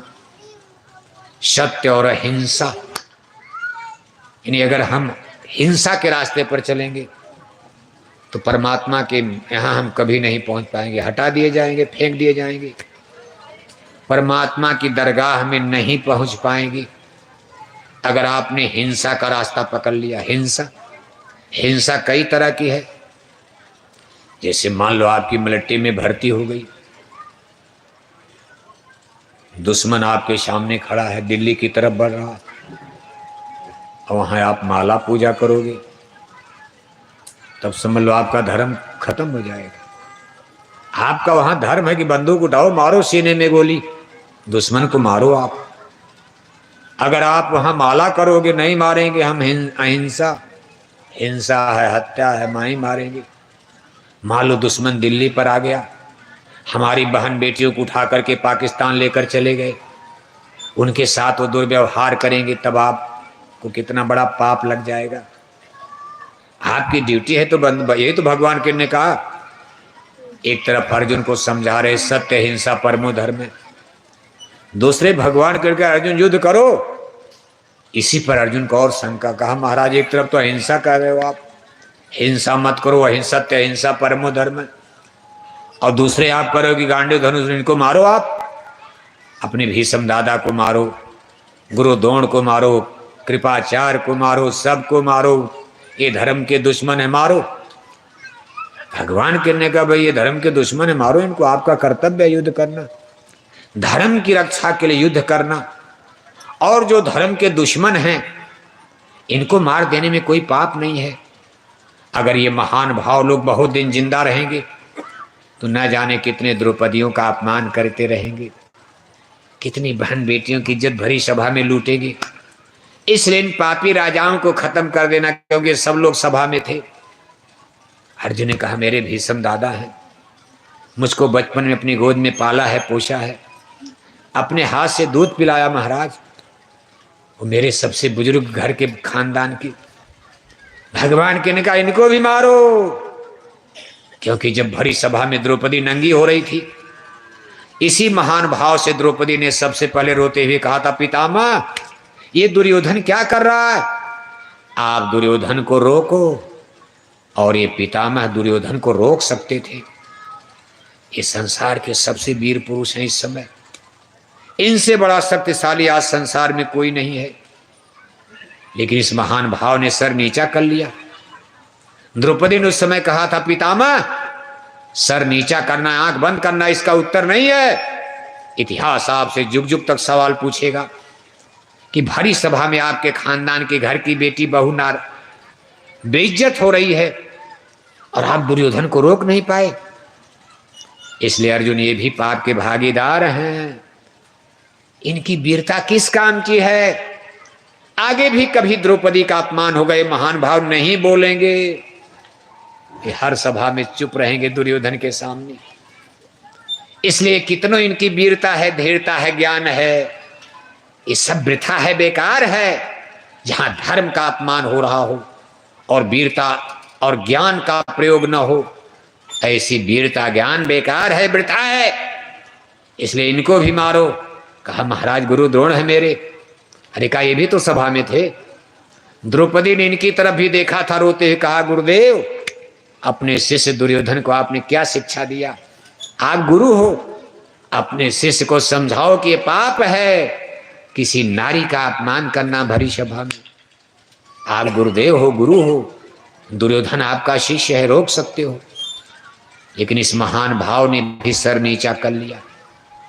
इसलिए गुरु को भी मारने में यहाँ पाप नहीं है, धर्म के दुश्मन। वैसे तो गुरु को भगवान कहा जाता, गुरु ब्रह्मा, लेकिन ये लोग धर्म के दुश्मन हैं। इनका ज्ञान, इनकी गुरुआई किस काम आएगी? इन लोगों को धरती से मिटा देना अच्छा है। ऐसे लोग आने दो जो कम से कम अधर्म और पाप के समय बोल सकें, खड़े हो सकें। मैं इसलिए कहता हूं कि इनको मारने में दोष नहीं, मारो इनको। अब देखो ये समझा दिया, हिंसा अहिंसा। आपको कोई सर्प दौड़ा रहा, माला करोगे आप? लाठी लेकर सर्प का मुकाबला करो। आपको शेर दौड़ा रहा, जंगल में सांड दौड़ा रहा, बैल दौड़ा रहा मारने के लिए, वहां बैठ के माला करोगे आप? उठाओ डंडा, मारो, लाठी मारो, बचो, बचाओ, अपने भी बचो, दूसरे को बचाओ। जिस हिंसा की बात हो रही है, बकरी मुर्गी मारकर जो पेट में डालते हो, जय गुरुदेव मिशन की तरफ से इसको मना किया, इसी को भगवान के ने भी मना किया। ऐसी हिंसा की बकरी ने क्या बिगाड़ा? बकरी आपकी दुश्मन तो है नहीं, मुर्गी आपकी दुश्मन नहीं है, गरीब है, मछली गरीब है। इनको मार करके जो भक्षण करते हो भूख मिटाने के लिए, आपके पास खाने के लिए भगवान ने किस्म किस्म का अनाज, किस्म किस्म के फल, किस्म किस्म की सब्जी, दूध दही मक्खन घी सब ईश्वर की तरफ से बनाया गया। आप अपने पेट का भरण पोषण उससे करो। अपने पेट पालने के लिए, अपने जबान के स्वाद के लिए, अपनी भूख मिटाने के लिए आप किसी पशु पक्षी का वध करोगे, काटोगे, मारोगे, इसको सीधे सीधे हिंसा में जोड़ा जाएगा, हत्या में जोड़ा जाएगा। क्योंकि खून खून तो एक है, क्या बकरी का गाय। आप कहो नहीं मुसलमान ज्यादा हिंसा करते, हिंदू कम करते हैं, क्योंकि मुसलमान गाय बैल मारते हैं। लेकिन बकरी और मुर्गी में, गाय में अंतर क्या है? अरे गाय की टांग काटो उसको भी दर्द, बकरी की टांग काटो उसको भी दर्द, सूअर का पैर काटो उसको भी दर्द, हिंदू की अंगुली काटो उसको भी दर्द, मुसलमान की अंगुली काटो उसको भी दर्द। दर्द तो सबको होता है, जितनी आत्माएं हैं, जीव हैं, सबको दर्द होता। ये नहीं कि मुसलमान ज्यादा पाप कर रहे, हिंदू कम कर रहे हो। कहा दोनों जने रहिया बिगाड़ी दहले भाई। नदी किनारे गैया मर गए, मछली चुन चुन खाई, वह मछलियां हिंदू खैले, कहाँ गई हिंदू आई। दोनों जने रहिया बिगाड़ी दहले भाई। नदी किनारे सुअरा मर गए, मछली चुन चुन खाई, वह मछलियां तुरके खैले, कहाँ गई तुरकाई। दोनों जने रहिया बिगाड़ी दहले भाई। दोनों जन माने हिंदू मुसलमान सब भटके हुए हैं। गुरु कहें जगत सब अंधा, कोई गहे न घट की संधा। धर्म से सब लोग देखो विमुख हो चुके हैं। किसी को इस चीज की सच्चाई का ज्ञान नजर नहीं आता। इसलिए जय गुरुदेव मिशन की तरफ से पूजा वाली बात तो अभी जो कर रहे हो करो आप, उस पर अभी ज्यादा अटैक नहीं है। पूजा पाठ करो, मंदिर देवालय शिवालय गंगा जमुना तीर्थ मूर्त। अभी जय गुरुदेव मिशन की तरफ से पहली अपील भारत में जारी हो रही। हमारे गुरु महाराज और आज हमारे पूज हुजूर महाराज जी छोटे बड़े काफिले लेकर निरंतर देखो जाड़ा गर्मी बरसात की परवाह के लिए में लगातार चल रहे। पहली अपील, ये प्रथम अपील है कि हाथ जोड़कर विनय हमारी और हो जाएं सब, हो जाएं सब। अभी इतने अपील है। हम ये नहीं करें कि अपनी पूजा छोड़ के चलो सब एक पूजा करो। एक का स्कूल में पूरा हिंदुस्तान पढ़ेगा और मास्टर क्या करेंगे? और मास्टर क्या करेंगे? एक ही स्कूल पूरा शाजापुर पढ़ा देगा? भगवान राम पूरी दुनिया के मास्टर अकेले नहीं बन पाए, भगवान के नहीं बन पाए। हमारा ये मतलब नहीं कि सब लोग जय गुरुदेव के चेला बन जाओ, सब एक पूजा करो आप ना, लेकिन कम से कम वेजिटेरियन लाइफ सिस्टम, जिससे आपके घर परिवार समाज की व्यवस्था चुस्त दुरुस्त हो, हमारे बच्चे बच्चियों का आदर्श जीवन बने, good idea, good behaviour, good thinking, अच्छी सोच, अच्छा विचार, अच्छा चिंतन, अच्छा व्यवहारिक जीवन बने। कम से कम शाकाहार को अपनाओ आप, फिर देखो कितनी आपको खुशहाली मिलेगी। घर परिवार के रगड़े झगड़े कम हो जाएंगे, बीमारियां कम हो जाएंगी। बाकी जो स्पिरिचुअल एक्सपेरिमेंट, आध्यात्मिक कसरत है, अभ्यास है, साधना है, उसका भेद तो धीरे धीरे आप समझोगे। बहुत गूढ़ भेद है। हरि अनंत हरि कथा अनंता, गाँव सुने भांति बहुशंता। इसलिए हमारी पहली अपील पर ध्यान देना। शाकाहार, अपने अपने चूल्हे पर मुर्दा पकाना बंद करो। अभी आप बंद करो, मुसलमानों को बाद में। यहाँ कोई मुसलमान तो है नहीं। शाजापुर के मुसलमान भाइयों को समझाने का समय अभी 8 या 10 बरस के बाद आ रहा। कितना बरस? कितना बरस? जोर से बोलो। आप कहोगे बाबा तब तक तो हम लोग मर ही जाएंगे। 8-10 बरस में पता नहीं कितने लोग मर जाओगे। हम मर जाओगे तो क्या आसमान टपक जाएगा? बड़े बड़े प्रधानमंत्री मर गए, राम मर गए, कृष्ण मर चले गए। दुनिया चल रही है। लोग कहते थे प्रधानमंत्री नहीं रहेंगे भारत कैसे चलेगा। देखो एक से एक प्रधानमंत्री, एक से एक मुख्यमंत्री। ऐसे हम लोग लाखों लोग मर जाएं, दुनिया तो भगवान की चलती रहेगी। लेकिन शाजापुर के मुसलमानों को समझाने का समय अभी नहीं है, अभी 8 या 10 बरस के बाद आ रहा। अभी शाजापुर के हिंदुओं को समझाया जा रहा कि शाकाहारी बन जाओ, क्योंकि हिंदू लोग बहुत बड़ी संख्या में नॉन वेजिटेरियन लाइफ सिस्टम। आज भारत की कुल आबादी 1 अरब 30 करोड़ बताए जा रहे पुरानी गणना में। नई गणना कोरोना के कारण हो नहीं पाई। पुरानी गणना का आंकड़ा है 1 अरब 30 करोड़ की आबादी में 1 अरब 4 करोड़ भारत में हिंदू, 18 करोड़ मुसलमान, बाकी 8 करोड़ में सभी धर्मों के लोग रहते हैं। 1 अरब 4 करोड़ हिंदू में आज सुन करके आपको ताज्जुब होगा कि 82 करोड़ हिंदू मांस खाते हैं। कितने हिंदू? जोर से बोलो। आप भी जानते रहो, कोई पूछे उछे बताना इसको, और कोई इसका उत्तर कोई हाथ नहीं पकड़ेगा। भारत का कोई आचार प्रचार शंकराचार्य जवाब नहीं किसी के पास। भारत में एक अनुमानित आंकड़े के अनुसार 1 अरब 30 करोड़ की आबादी में 82 करोड़ हिंदू मांसाहारी और बच गए 22 करोड़ हिंदू शाकाहारी। मतलब एक हिंदू शाकाहारी तो सामने 4 हिंदू मांसाहारी। जितने हिंदू भारत में शाकाहारी उसका 4 गुना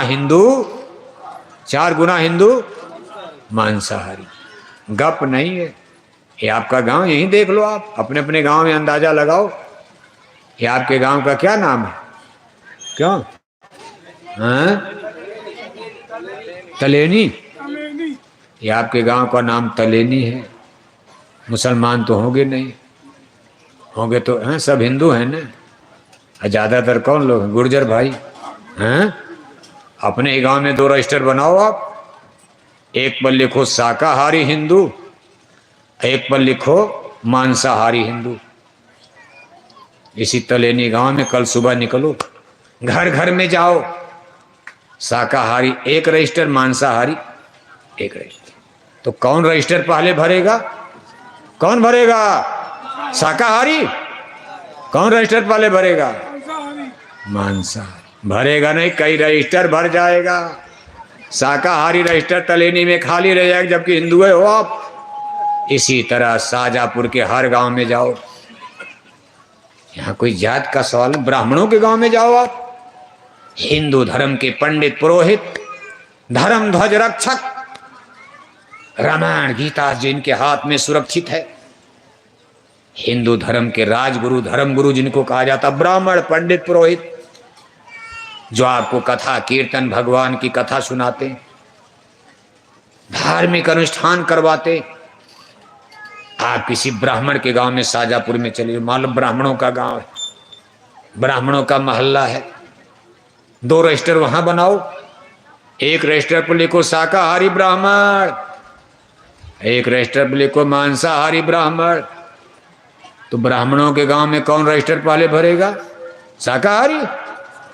वहां भी मांसाहारी भर जाएगा, शाकाहारी ब्राह्मण का रजिस्टर कमजोर, मांसाहारी ब्राह्मण का रजिस्टर फुल हो जाएगा। बताओ, जो धर्म ध्वज रक्षक भारत में, हिंदू धर्म के जो रक्षक माने जाते, जिनके हाथों में रामायण गीता है, आम जनता के हाथ में, आम हिंदू बेचारा रामायण गीता क्या जाने, लेकिन ब्राह्मणों के घर में रामायण है, गीता है, वेद है, भागवत है।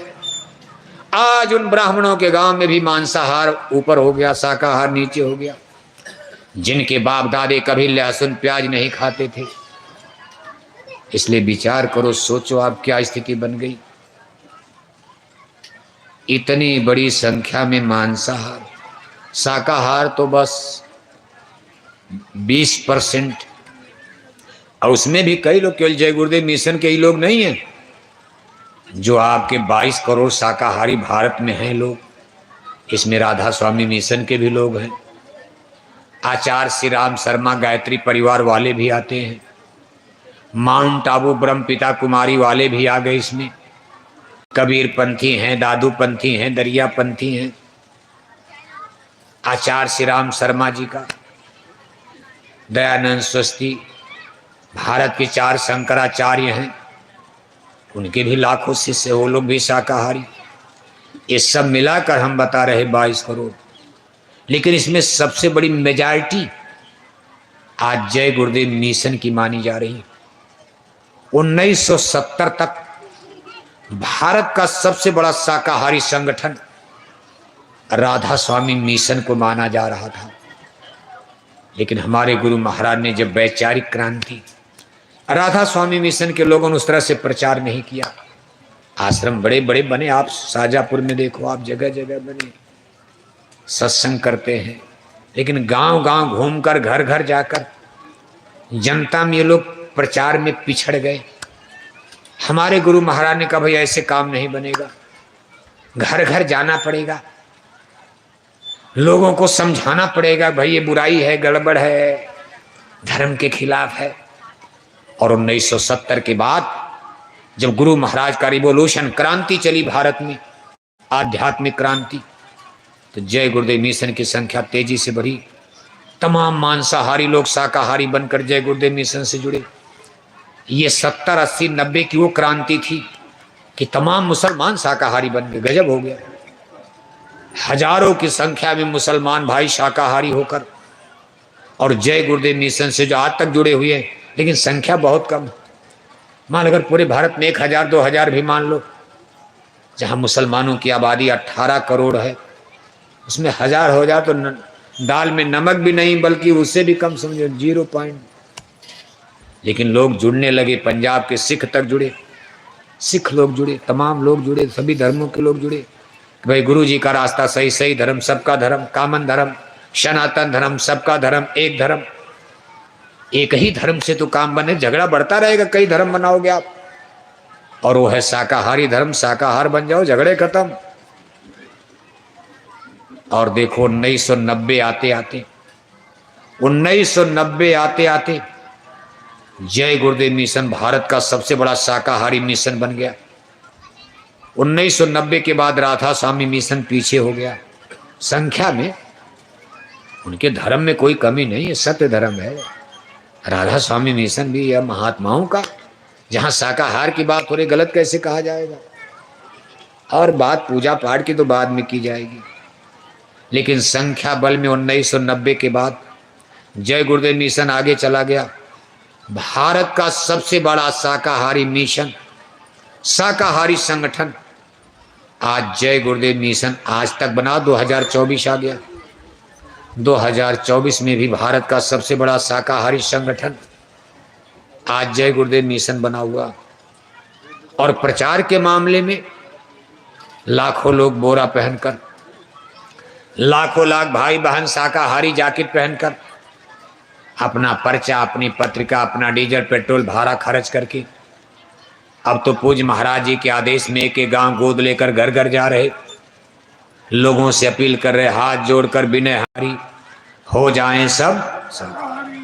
इतने बड़े पैमाने पर गांव गांव घर घर जाकर शाकाहारी सनातन सत धर्म का प्रचार प्रसार भारत में कोई संगठन करता नजर आता है? आपकी निगाह में कोई है इस तरह गांव गांव प्रचार करने वाला? कोई संगठन, कोई संगठन चाहे कोई मिशन हो, इस तरह से गांव गांव घर घर जाकर अपना भाड़ा, अपना किराया, अपना डीजल, अपना पेट्रोल। हम सब लोग कोई ऐसे साधु तो है नहीं कि घर परिवार छोड़कर घूम रहे। सब बाल बच्चेदार लोग हैं, सब गृहस्थ आश्रम वाले लोग हैं। कोई खेती का काम, कोई दुकान का काम, कोई दफ्तर का काम, नौकरी चाकरी, उसी में से लोग समय निकाल कर शाकाहारी जैकेट पहनकर लाखों लाख भाई बहन बराबर देखो भारत में गांव गांव घर घर प्रचार में जा रहे।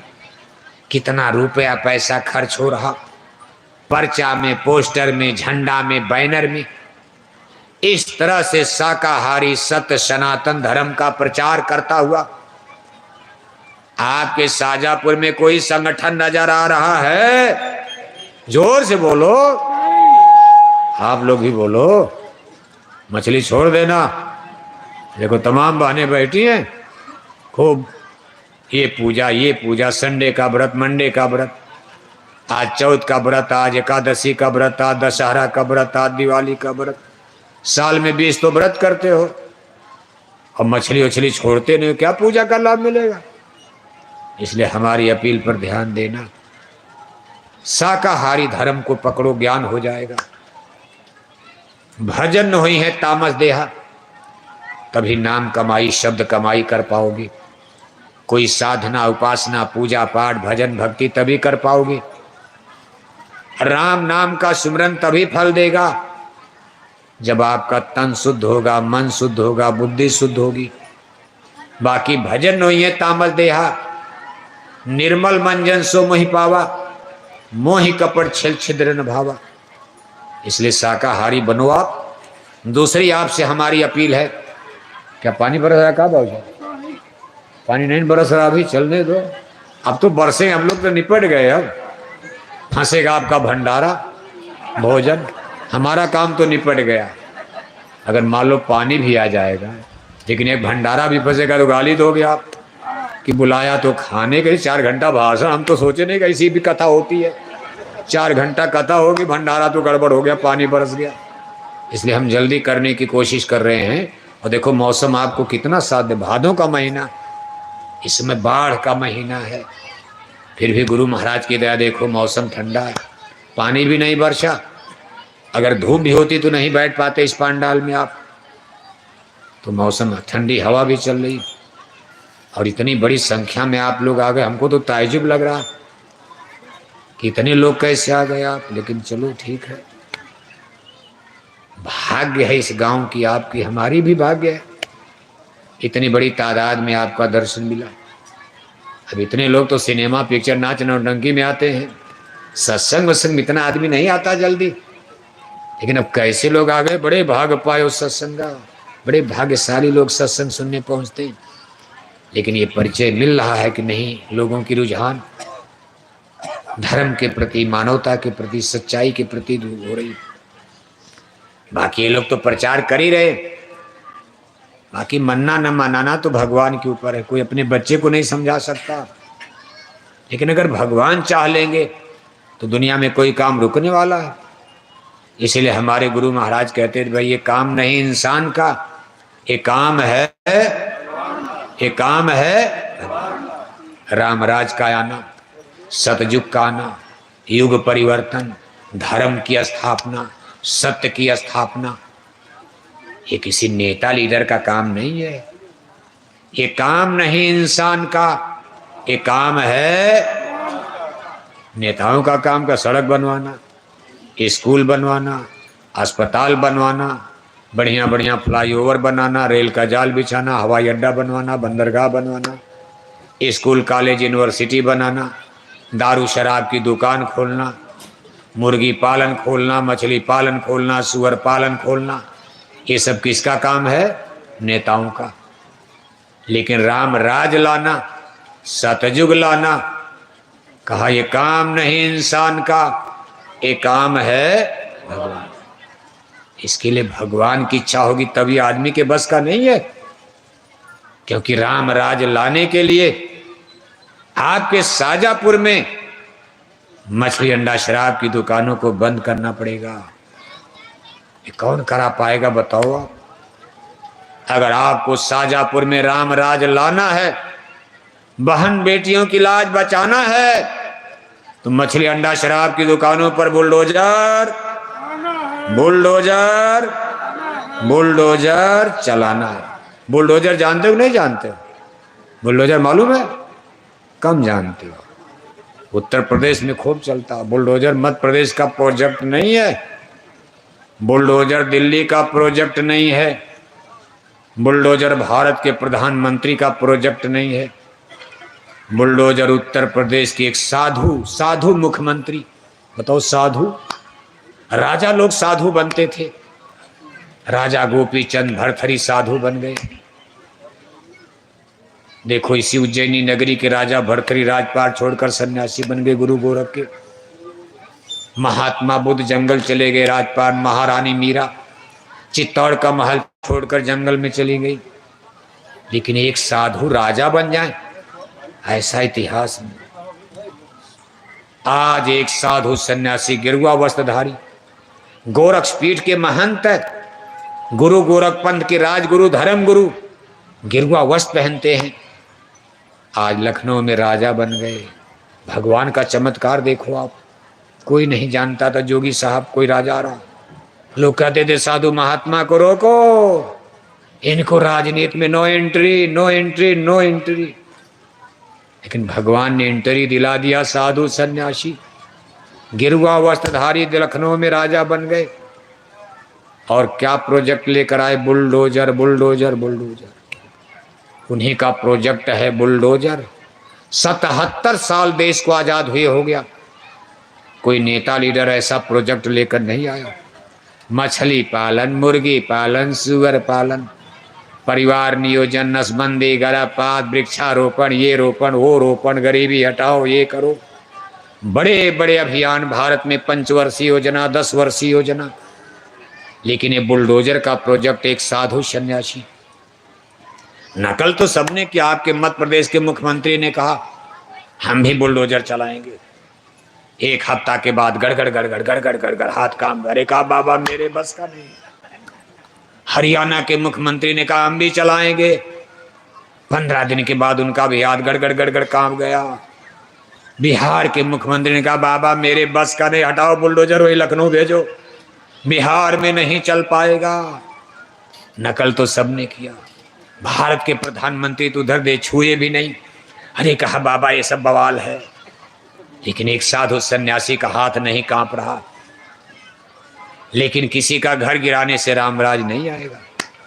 जय गुरुदेव मिशन का मानना है किसी के घर पर बुलडोजर चलाने से कभी भारत में रामराज नहीं आएगा। घर कई लोगों का होता, साल भर का बच्चा घर में रहता, आपने घर गिरा दिया, इस गर्मी में बरसात में भीग कर मर जाएगा, इसकी आपको बद्दुआ श्राप लग जाएगा। आह गरीबी का हर खुदा। अगर किसी गरीब का आह लग गया तो बड़ी बड़ी सत्ता सल्तनत खत्म हो जाती है, सत्ता अमर नहीं होती। इसलिए जय गुरुदेव मिशन की अपील है दिल्ली लखनऊ सभी हुक्मरानों से कि घर पर बुलडोजर मत चलाओ। अगर आपको ईमानदारी से भारत में रामराज लाना है तो मछली अंडा शराब की दुकानों पर बुलडोजर वहां चलाओ। आप शराब की दुकानों को बंद करो, मछली अंडा का बंद करो, भारत को स्वच्छ करो, भारत माता की कोख को पवित्र करो, ये धरती मैया को शुद्ध करो, बड़े बड़े यज्ञ कराओ, जाप कराओ, तप कराओ, फिर देखो भारत में रामराज क्यों नहीं आता। और अगर ये काम आप कर गए तो आज हम इस मन से अपने संस्था प्रमुख ओज हुजूर महाराज जी की तरफ से वचन दे रहे हैं, अगर पूरे शाजापुर जिले में मछली अंडा शराब की दुकानों पर बुलडोजर चल गया, बंद हो गई, तो आपके शाजापुर में कभी बाढ़ नहीं आएगी। इतना बड़ा वचन कोई दे नहीं सकता, नेता देंगे, बिना साधु संतों के कोई नहीं दे सकता है वचन। साधु संत भगवान से मना लेंगे, भगवान ही बाढ़ लाते, पानी वहीं से बरसता, नेता लीडर नहीं प्रधानमंत्री पानी बरसाएंगे। आपके शाजापुर में कभी बाढ़ नहीं आएगी, शाजापुर में कभी सूखा नहीं पड़ेगा, शाजापुर में कभी भूकंप नहीं आएगा, कोरोना जैसी फिर कभी महामारी नहीं आएगी। छोटी मोटी बीमारियां चलती रहेंगी, सर्दी है, जुखाम है, बुखार है, जंगल में जड़ी बूटी से ठीक हो जाओगे। बड़े बड़े मेडिकल कॉलेज बंद कर दिए जाएंगे, बड़े बड़े पीजीआई अस्पताल खत्म हो जाएंगे भोपाल इंदौर में, जहां गरीबों का 10-10 लाख खर्च होता है। गरीब गरीब हो जाएगा, कहां से 10 लाख लाएगा, बीमारी बढ़ रही। इसलिए अगर बीमारियों से बचना है, रोकना है, तो जय गुरुदेव मिशन की बात को मान लेना। गप नहीं हो रहा है, वचन है, वादा है। ऐसा वादा कोई भारत में कर नहीं सकता, लेकिन शर्त यही है कि आप हमारा साथ दो, जय गुरुदेव मिशन का साथ दो। अगर देश के नेता लीडर नहीं बंद कर रहे हैं तो आप अपने अपने घर की जिम्मेदारी ले लो, अपने चूल्हे पर मुर्दा पकाना बंद कर दो। सब लोग अपने अपने घर में मुर्दा पकाना बंद करो, अपने आप दुकानें बंद हो जाएंगी। जब कोई खरीदने वाला नहीं तो बिक्री क्या होगी, दुकान क्या लगेगी। कोई शराब पीने वाला शाजापुर में नहीं है तो शराब की दुकानें अपने आप बंद। लोग कहें भाई अब दूध की दुकान करो। दूसरी हमारी अपील पर ध्यान देना, अपनी आत्मा के कल्याण के लिए किसी गुरु की खोज कर लो। आप सब पूजा करो, पूजा की मनाही नहीं। गंगा पूजो, जमुना पूजो, तीर्थ करो, व्रत करो, यज्ञ करो, हवन करो, चौथ की पूजा, छठ की पूजा, दशहरा की पूजा, सब करो आप। लेकिन इसी में एक पूजा, गुरु पूजा। गुरु पूजा में सबकी पूजा। जस समुद्र में नदी समा जा, क्यों कि गुरु बिन भव नि तरे न कोई, जो बिरंच शंकर समूह रामायण का कथन है। संतों महापुरुषों की वाणी है कि गुरु के बिना कभी मुक्ति नहीं होती। कहा गुरुबिन माला फेरते, गुरुबिन देते दान। कहा गुरु किया नहीं, राम नाम की माला कर सिमरन करने लगे। कहा गुरु तो किया नहीं, दान पुण्य करने लगे, दान दक्षिणा खूब दे रहे। लेकिन हुआ क्या,